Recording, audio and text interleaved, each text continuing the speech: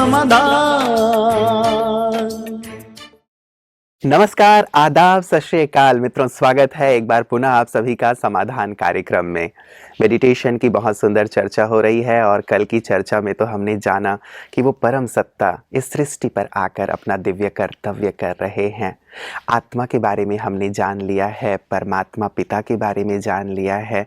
चलिए, जब भी आए आप यहाँ आके मिलन तो मनाएंगे, लेकिन तब तक जब तक यहाँ नहीं आ रहे हैं, अपने स्थानों पे रह के कैसे राजयोग के माध्यम से मेडिटेशन के द्वारा उनसे मिलन मना सकते हैं और साथ ही अपने अंदर सुख शांति शक्ति को भर सकते हैं, अपने जीवन की समस्याओं को नष्ट कर सकते हैं। इसी विषय पर हम अपनी चर्चा को आगे भ्राता जी के साथ जारी रखेंगे। आइए पहले उनका स्वागत करते हैं। भ्राता जी, आपका बहुत बहुत स्वागत है। शुक्रिया। मन आनंदित हुआ, सभी का बहुत प्रसन्न हुआ, सभी बहुत गदगद हुए होंगे कि परमात्मा जिनका इंतज़ार हम कर रहे थे सृष्टि पे आ गए हैं और वो दिन अब बहुत जल्दी आएगा कि जबकि ये नर्क स्वर्ग में तब्दील हो जाएगा। लेकिन भ्राता जी, जब तक वो यहाँ नहीं आ पा रहे हैं माउंट आबू, उस परमात्मा से वो जो मिलन है वो अभी यदि साकार में नहीं मना पा रहे हैं, तो राजयोग एक सुंदर माध्यम है जिसके द्वारा वहाँ बैठे बैठे ही वो उस परम सत्ता को याद कर सकते हैं। तो हमने परिचय तो प्राप्त किया भ्राता जी। अब जो एक बात आप प्रारंभ में कह रहे थे कि वो हमारा हो गया है या हमसे एक संबंध उससे हमें जोड़ना है, तो वो संबंध हम परमात्मा से कैसे जोड़ें? मुख्य बात राजयोग में ये है ही जी कि भगवान हमारा है। भक्ति में तो केवल गाते थे, तो माता पिता हो, बंधु सखा हो, परम सद्गुरु हो, लेकिन अब ये नाता उससे प्रैक्टिकल में जोड़ना है, इसकी अनुभूति हमें करनी है। जी और राजयोग का पहला कदम यही है कि हम उससे अपना नाता जोड़ लें। देखिए, मुझे याद आती है रामायण की वो घटना जब राम और सुग्रीव की मित्रता हुई और पहली मुलाकात में श्री राम सुग्रीव से ऐसे प्रभावित हुए कि उनको कहा, हे राजन, आज से हम तुम्हारे हुए, तुमने तो हमें बिनमोल खरीद लिया। तो देखिए, ये बात पुरुषोत्तम संगम युग की है। भगवान भी आकर हमें कहता है, बच्चे, मैं तो तुम्हारा पिता हूँ, मैं तुम्हारा हूँ, फील करो। तुमने ये नाता तोड़ दिया है, तुम हाथ जोड़ के मेरे से मांग रहे हो, तुम याचक बन गए हो। हे प्रभु, शांति दो, सुख दो, दुख हरो, बुद्धि दो, लेकिन मैं तो तुम्हारा हूँ और मेरा जो कुछ है वो सब तुम्हारा है। इसलिए अपने अधिकार को जानो, वो प्राप्त करो। तुम्हें मांगने की जरूरत नहीं मेरे से, जो कुछ मेरा है वो सब तुम्हारा ही है। तो हम उससे नाता जोड़ें। वो हमारा परम पिता है, हम भक्ति में कहते आए। अब हम उसे अपना पिता मान लें। अब वो तीन रूप से विशेष तरह से हमारे सामने उपस्थित हुआ है, परम पिता, परम शिक्षक, परम सद्गुरु। इन तीनों स्वरूपों से हम अपना नाता उससे जोड़ें। आज लोग गुरु बना रहे हैं मनुष्यों को, गृहस्थियों को भी गुरु बना रहे हैं, जो पवित्र नहीं है उनको भी गुरु बना रहे हैं। सबको जान लेना चाहिए, ऐसे गुरुओं से कुछ मिलने वाला नहीं है। जो परम सद्गुरु है, गुरुओं का गुरु, जो सर्वशक्तिवान है, वही मुक्ति और जीवन मुक्ति, गति और सद्गति का दाता है। उसे ही अपना गुरु बनाएं, उसे अपना परम सद्गुरु मान लें, तो उससे शक्तियां मिलेंगी, वरदान मिलेंगे, सुख शांति मिलेगी। आजकल क्या है, गुरु लोग बनाते हैं, कोई छोटी मोटी इच्छा पूरी कर दी, बिजनेस खराब था, ठीक हो गया, बच्चे की शादी नहीं हो रही थी, हो गई, कोई बीमारी आ गई थी, ठीक करा दी। लेकिन ये अल्पकालीन प्राप्तियां हैं, कल फिर वही हो जाएगा, फिर गुरु की शरण जाएंगे। हमारे यहाँ एक कहावत है या एक बात कही जाती रही है भ्राता जी कि गुरुओं के बिना या गुरु के बिना गति नहीं होती है। तो इसीलिए शायद ये एक हमारी परंपरा सी बन गई है कि बच्चा छोटा ही होता है उसको गुरु करा दिया जाता है, या थोड़ा होश संभालता है गुरु करा दिया जाता है।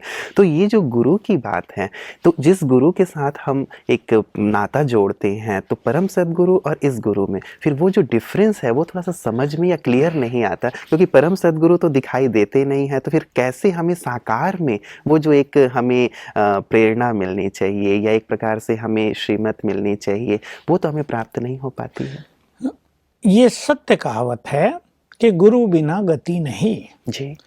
लेकिन किस गुरु के बिना? जिस गुरु की अपनी ही गति न हुई हो, जो विकारों की दुर्गति में स्वयं फंसे हुए हों, वो भला किसी को सद्गति कहाँ देंगे। वो परम सद्गुरु जो संपूर्ण रूप से पावन है, जो ज्ञान का दाता है, वही सबकी सद्गति कर सकते हैं, क्योंकि गुरु देगा ज्ञान और ज्ञान से होगी सद्गति। बिना ज्ञान के कोई गुरु किसी को सद्गति नहीं दे सकता। मान लो गुरु ने मंत्र दे दिया, मंत्र से तो थोड़ी बहुत शांति मिल जाएगी, थोड़ी बहुत शक्तियां सिद्धि मिल जाएगी, लेकिन सत्य ज्ञान तुम हो कौन, तुम कहाँ से आए हो, भगवान कौन है। अब भगवान के बारे में तो चर्चा लोग करते नहीं, गुरु भी, क्योंकि उन्हें डर है फिर मेरे से तो इनका नाता रहेगा नहीं, इसलिए मैं ही तुम्हारे लिए सब कुछ हूँ, मैं ही भगवान हूँ। अनेक गुरु ये कह देते हैं और वास्तव में ये बहुत बड़ा दोष हो रहा है कि वो भगवान से दूर कर रहे हैं मनुष्यों को, तो उनकी तो पहले ही सद्गति हुई नहीं। इसलिए परम सद्गुरु जो है, जो परम पिता है, जो सबसे ऊपर है, वही आकर सत्य ज्ञान देते हैं, मनुष्य के मन के अंधकार को दूर करते हैं, उनकी सोई हुई चेतना को जगाते हैं, उन्हें पवित्र बनाते हैं, याद दिलाते हैं उनकी शक्तियों की, उनकी पवित्रता की।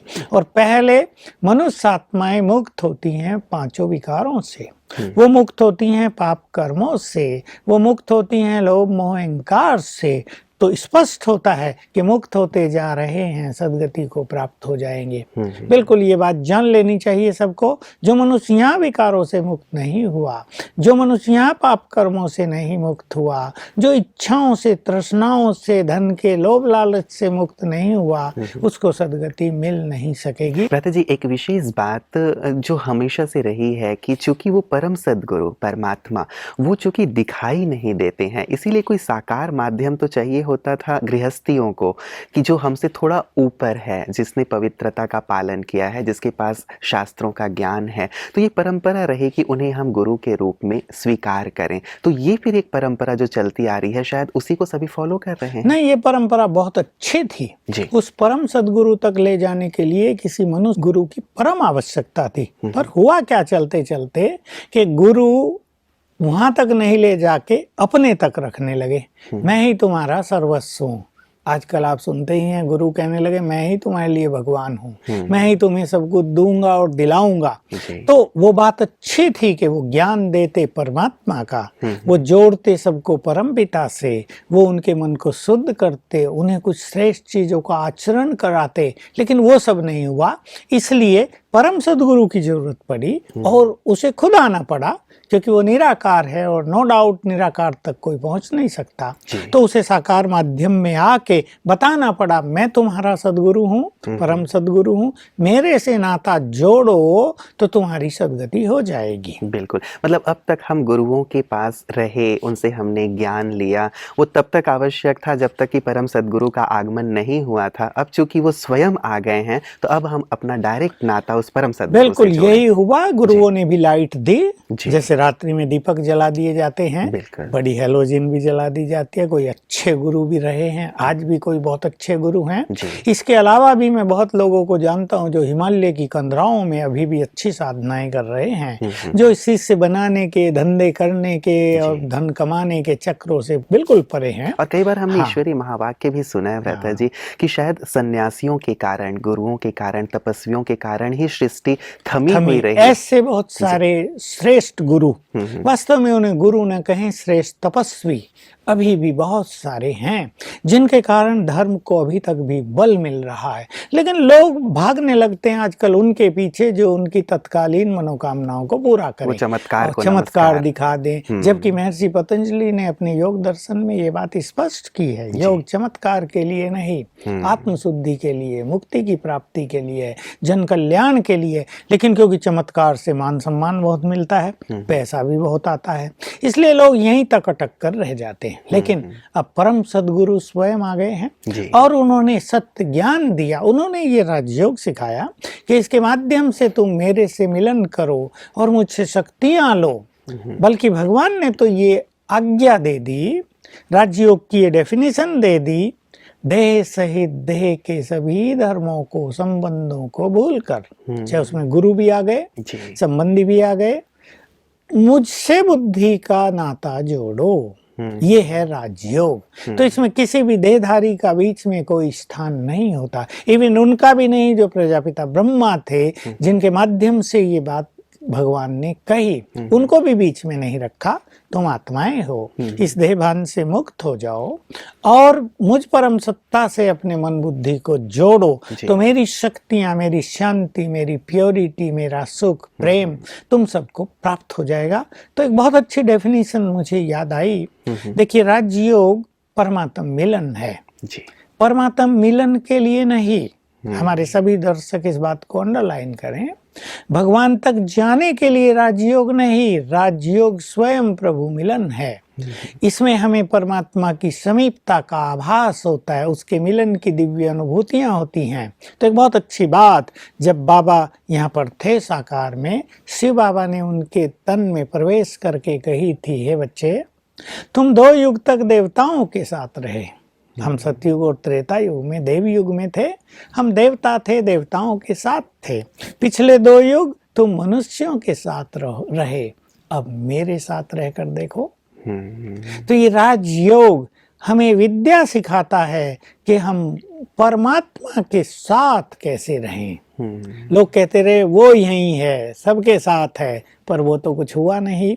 हमें उनके साथ रहना है, इससे परम सुख की अनुभूति होती है, अतीन्द्रिय सुख भासता है, इससे मनोविकार नष्ट होने लगते हैं, आत्मशुद्धि होने लगती है, मनुष्य का चित्त बहुत प्रफुल्लित और पावन होने लगता है। ये राजयोग है। 2 बहुत गहन बातें आपने कही हैं भ्राता जी, इस पे मैं आगे भी स्पष्टीकरण आपसे लेता रहूँगा, लेकिन हमारे दर्शक भी इस पे बहुत गहराई से विचार करेंगे।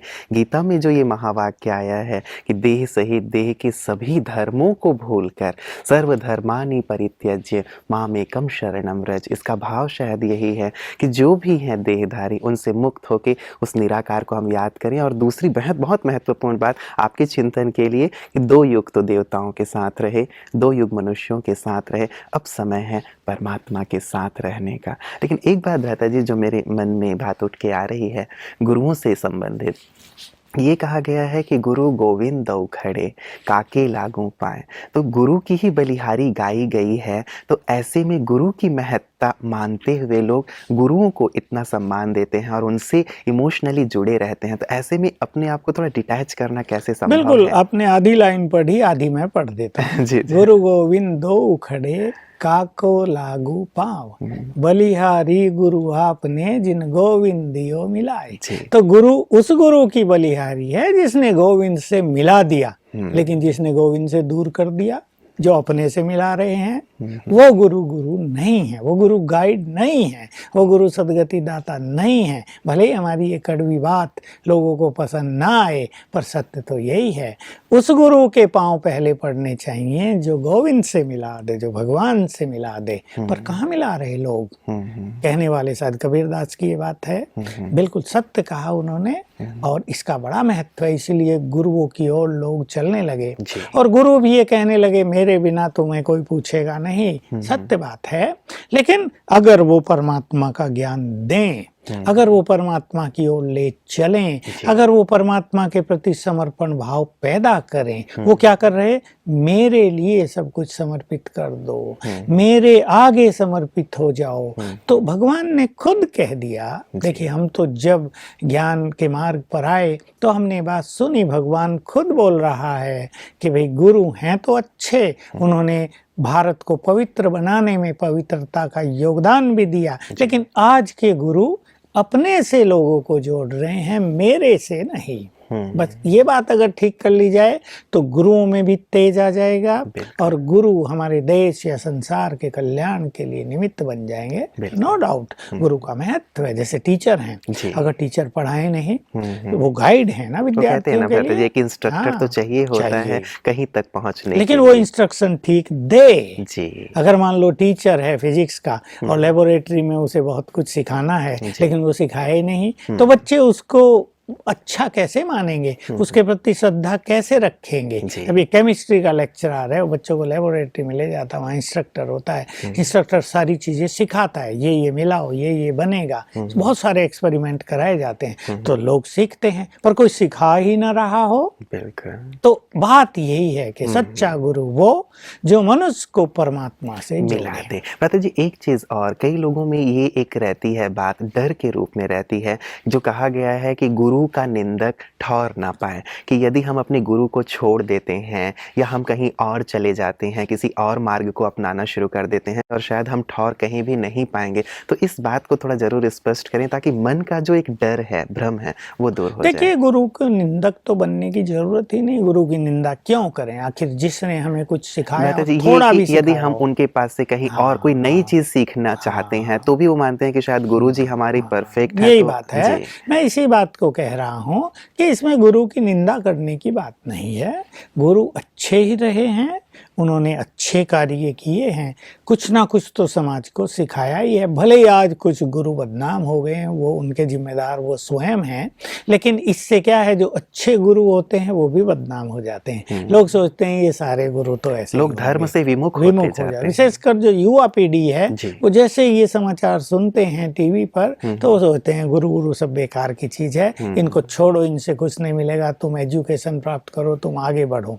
तो एक गुरु का ऐसा पतन अनेक अच्छे गुरुओं से भी लोगों को दूर कर देता है। तो हम गुरुओं की ग्लानि करने की बात नहीं कर रहे, हम गुरुओं की प्रशंसा करते हैं, जिन्होंने, मैं तो उनकी बहुत प्रशंसा करता हूं जो ज्ञानी हैं और जो बहुत पवित्र हैं, जो परमात्मा के ध्यान में सारा दिन नहीं तो कुछ समय तो मगन रहते हैं। दे आर ग्रेट गुरु, और वो हमारे देश की शोभा भी हैं, वो हमारे देश में होने ही चाहिए सदा। लेकिन बात यही है कि देखिए, एजुकेशन होती है, हम एक स्कूल में हाई स्कूल पास करते हैं, फिर 12वीं के लिए मान लो कोई दूसरे स्कूल कॉलेज में चला जाए, फिर आगे की डिग्रियों के लिए फिर किसी और जगह चला जाए, यूनिवर्सिटी बदल ले, और ये होता ही तो ये तो होगा ही ना। अब कोई ये सोचे हाई स्कूल वाले टीचर के तुमने क्या कर दिया, हमें छोड़ के वहां क्यों गए। तो देखिए, स्टेप्स हैं। बिल्कुल, जो परम सदगुरु तक पहुंचने की बात है, वो तो वो स्वयं ही आकर पहुंचाता है। परंतु अगर कोई गुरु बहुत अच्छा ही अपने शिष्यों को सिखा रहे हैं,